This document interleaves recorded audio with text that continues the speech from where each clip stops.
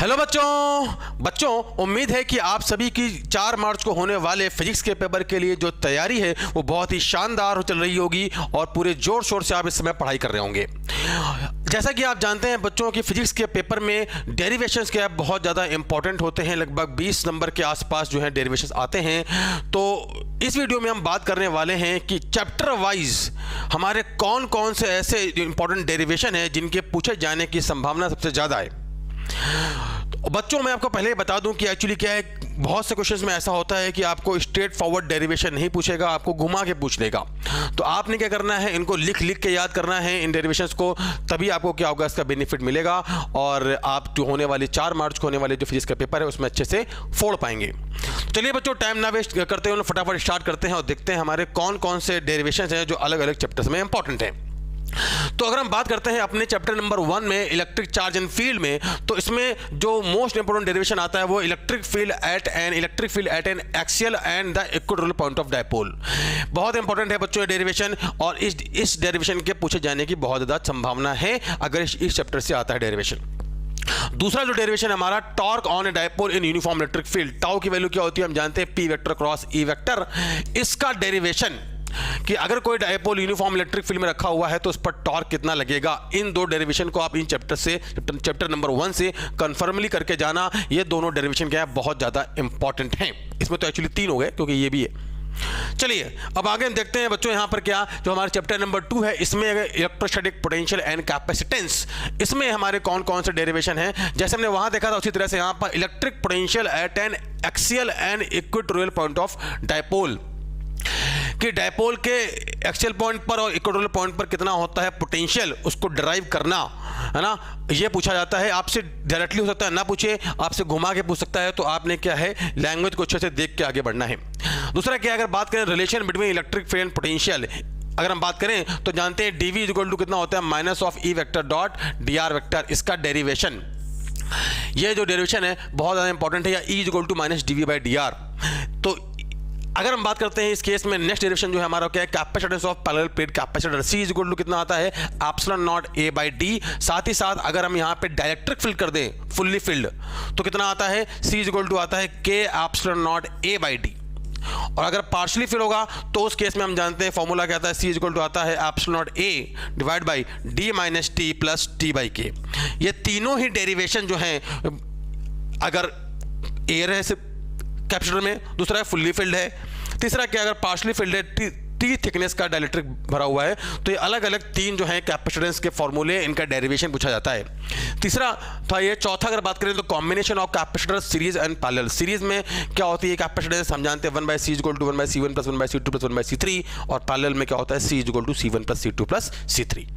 तो ये जो डेरिवेशन है बच्चों, ये चैप्टर नंबर 2 से हमारे क्या है इंपॉर्टेंट डेरिवेशन थे। अगर हम बात करते हैं चैप्टर नंबर 3 में, तो भैया बहुत इंपॉर्टेंट है ये तो ड्रिफ्ट वेलोसिटी का फॉर्मूला। साथ ही साथ अगर बात करें तो I is equal to NeAVD, इसका भी डेरिवेशन जो है आपको क्या है याद करके जाना है, और ड्रिफ्ट वेलोसिटी का फॉर्मूला भी याद करके जाना है, बहुत ज़्यादा इंपॉर्टेंट है करंट इलेक्ट्रिसिटी से ये डेरिवेशन। दूसरा क्या, अगर हम बात करें combination of series cell and series in combination of cell in series and parallel, तो अगर सेल्स क्या है सीरीज में है या फिर पैरेलल में, तो उनका नेट इफेक्टिव ईएमएफ कितना आता है और नेट इफेक्टिव जो है इंटरनल रेजिस्टेंस कितना आता है, ये इसका डेरिवेशन। साथ ही साथ व्हीटस्टोन ब्रिज में अगर हम बात करें तो व्हीटस्टोन ब्रिज की कंडीशन को आपको ड्राइव करने के लिए बोल सकता है R1/R2 इक्वल टू R3/R4 होगा।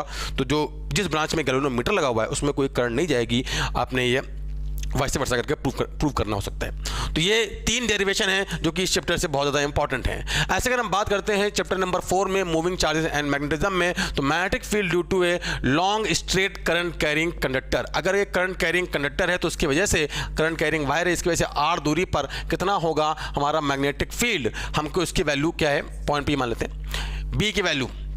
साथ ही साथ अगर बात करें यहाँ पे इस केस में तो हमारा जो नेक्स्ट आता है डेरिवेशन क्या, motion of charge particle in uniform electric field in uniform magnetic field.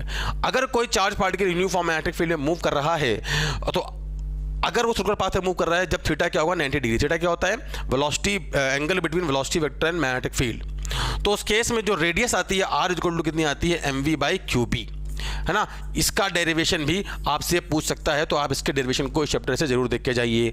और भैया तीसरा तो बहुत ही ज़्यादा इंपॉर्टेंट है, force between two parallel current carrying wire. अगर दो पैरेलल करंट कैरिंग वायर हैं, इनके बीच की दूरी कितनी है, d है, और दोनों में करंट I1 I2 फ्लो कर रही है, तो इनके बीच में कितना फोर्स ऑफ अट्रैक्शन लगेगा अगर दोनों में करंट सेम डायरेक्शन में है, या फिर फोर्स ऑफ रिपल्शन लगेगा अगर दोनों में करंट अपोजिट डायरेक्शन में है, force per unit length.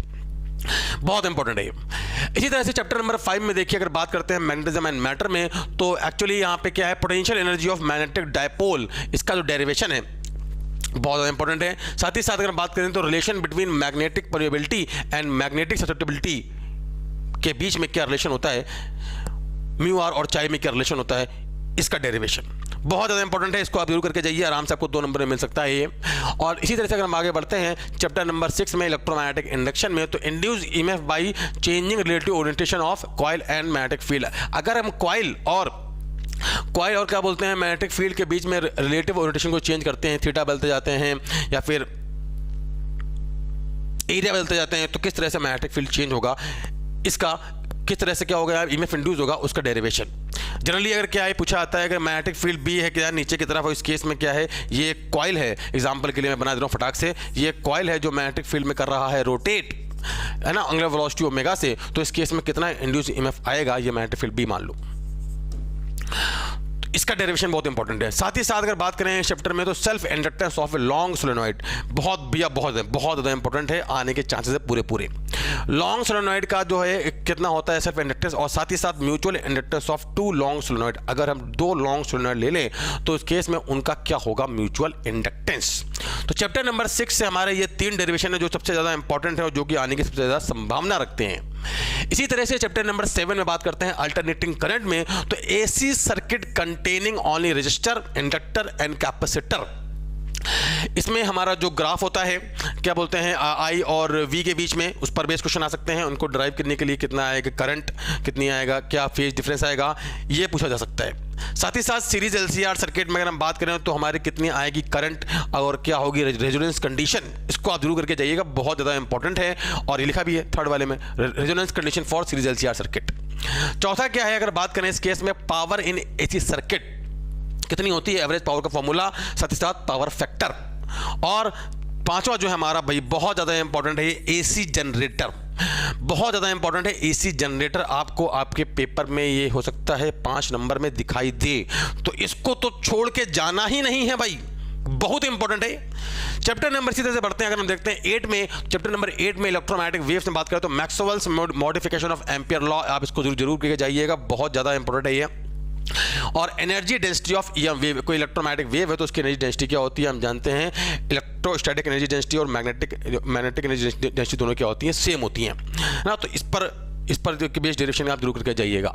Ray optics आ गया भाई, वो चैप्टर जिसका सबको इंतजार रहता है, बहुत ही फेमस और बहुत ही ज़्यादा इंपॉर्टेंट है, बोर्ड के लिहाज से सबसे ज़्यादा नंबर का आता है और सबसे ज़्यादा अच्छे डायरेक्शन यहाँ पे मिलते हैं। तो relation between critical angle and refractive index, theta C में और म्यू में क्या होता है relation, sine theta C equal to 1/म्यू, ये रिलेशन जो है आपको ड्राइव करने को आ सकता है। साथ ही साथ refraction at the convex spherical surface, अगर कोई कॉन्वेक्स स्फेरिकल सरफेस है तो वहां पर जो है रिफ्रैक्शन का फॉर्मूला क्या आता है उसके बारे में बात करते हैं। और refraction at the concave spherical surface, हम जानते हैं कितना फॉर्मूला आता है, क्या फॉर्मूला आता है, μ2/v minus μ1/u is equal to कितना आता है, μ2 माइनस μ1 डिवाइड बाई r, है ना।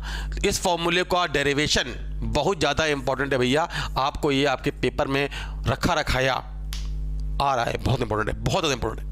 साथ ही साथ लेंस मेकर फॉर्मूला जो कि इसी से ड्राइव होता है, लेंस मेकर फॉर्मूला डायग्राम बना के प्रूव करना होता है।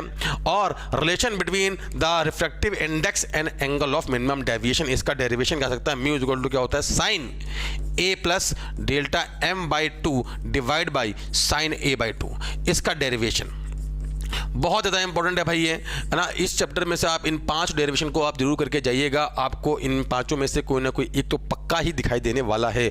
और नेक्स्ट चैप्टर में अगर हम बात करें तो भाई साहब इस चैप्टर में से एक डेरिवेशन तो कंफर्म है, कंफर्म पक्का रहा है। तो देखो अगर बात करें वेव ऑप्टिक्स में तो reflection on the basis of wave theory, ठीक है ये तो आएगा ही आएगा, लेकिन ये जो है ना सेकंड वाला refraction on the basis of wave theory, आपके पेपर में ये रखा हुआ है, गारंटी है, मान के चलिए क्या आपके पेपर में आपको दिखाई देगा, कम से कम 3 नंबर का, तो 3 से 5 नंबर के क्वेश्चन आते हैं उनमें दिखाई देगा आपको। ये रिफ्रैक्शन को प्रूव करना है on the basis of the हाइगन प्रिंसिपल।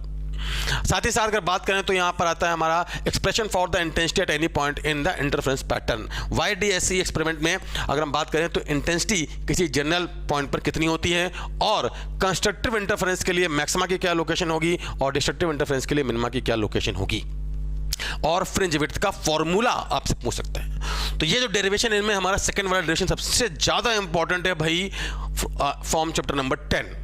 अगर हम आगे बढ़ते हैं, देखते हैं यहाँ पे नेक्स्ट हमारा चैप्टर नंबर 11 में dual nature of radiation and matter में, तो Einstein theory of the photoelectric effect पूछ सकता है कि Max = h-5 वाली क्वेश्चन का डेरिवेशन। साथ ही साथ dual nature of the matter de Broglie wave, lambda = क्या होता है h/p, इसका डेरिवेशन। और de Broglie wavelength of the electron कितनी होती है, अगर इलेक्ट्रॉन मूव कर रहा है किसी nth ऑर्बिट में तो इस केस में उसकी कितनी आएगी de Broglie वेवलेंथ, इसका फॉर्मूला और इसका डेरिवेशन आपसे पूछ सकता है। चैप्टर नंबर 12 में अगर बात करें एटम्स में, तो भैया ये बहुत ज़्यादा इंपॉर्टेंट है, आपको यहाँ से क्वेश्चन दिखाई देने वाला है। Bohr's theory of the hydrogen atom, radius of the permanent orbit, nth orbit की क्या होती है रेडियस, इस पर बेस्ड डेरिवेशन। साथ ही साथ Bohr's quantization condition, nth orbit में क्या होगी रेडियस, nth ऑर्बिट में क्या होगी वेलोसिटी, साथ ही साथ energy of the electron in the nth orbit, और इसी के बेसिस पे क्या है बोहर क्वांटाइजेशन कंडीशन से हमें इनको प्रूव करना है। ठीक है भाई, तो ये हमारे चैप्टर नंबर 12 में वो इंपॉर्टेंट डेरिवेशन थे। चैप्टर नंबर 13 में अगर बात करें तो एज सच कोई खास डेरिवेशन है नहीं, बट एक बनता है, क्या बनता है कि डेंसिटी ऑफ न्यूक्लियाई जो होती है वो होती है कांस्टेंट, इससे आप प्रूव करिए, है ना। या फिर क्वेश्चन ऐसे भी दे देता है, 2 आपको न्यूक्लियाई पकड़ा देगा, हाइड्रोजन के क्वेश्चन में दे देता है ऑब्जेक्टिव में कि एक हाइड्रोजन की न्यूक्लियाई है और एक ऑक्सीजन का न्यूक्लियाई है, इनके डेंसिटी का रेशियो क्या होगा, तो डेंसिटी तो क्या होती है कांस्टेंट, तो उनका रेशियो कितना आता है 1:1 आएगा। साथ ही साथ आपको इससे प्रूव करने को भी दे सकता है, तो उसको आप जरूर करके जाइएगा। और चैप्टर नंबर 14 में इसी तरह से कोई खास डेरिवेशन है नहीं, बट यहां पे क्या है, 2 टॉपिक बहुत इंपॉर्टेंट है, half wave rectifier and full wave rectifier, guarantee आपके पेपर में ये रखे हुए हैं, इन दोनों में से एक टॉपिक तो पक्का ही आने वाला है। तो बच्चों ये थे वो चैप्टर वाइज इंपॉर्टेंट डेरिवेशन जो आपको आपके पेपर में 4 मार्च को होने वाले पेपर में गारंटी इनमें से क्या आपको डेरिवेशन दिखाई देने वाले हैं। इन डेरिवेशन को आप ग्लू करके जाइएगा, और जिससे कि आप आसानी से अपने क्या है, अगर 20 मार्क्स का डेरिवेशन आता है तो आपको आराम से क्या लगभग 15 मार्क्स से आसपास, 15 से 18 मार्क्स का डेरिवेशन यहां से दिखाई देंगे, ताकि आपके कम से कम 15 से 18 मार्क्स फ्रॉम डेरिवेशन कंफर्म हो जाएं। तो बच्चों लगातार फटाफट पढ़ते रहिए और इन चैप्टर्स को फटाफट तैयार कर लीजिए, ताकि हम लोग जो है अच्छे से अपने होने वाले 4 मार्च को पेपर में क्या फोड़ पाए। हम लोग मिलते हैं अपने नेक्स्ट वीडियो में बच्चों, तब तक के लिए ऑल द वेरी बेस्ट।